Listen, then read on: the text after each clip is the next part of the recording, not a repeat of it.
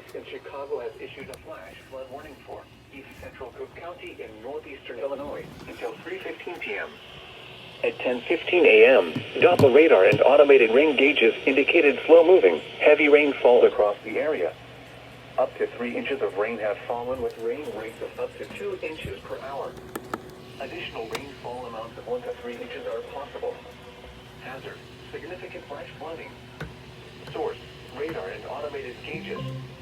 Impact: rapid onset, significant flooding of creeks, streams, drainage ditches, low-lying areas, and poor drainage areas.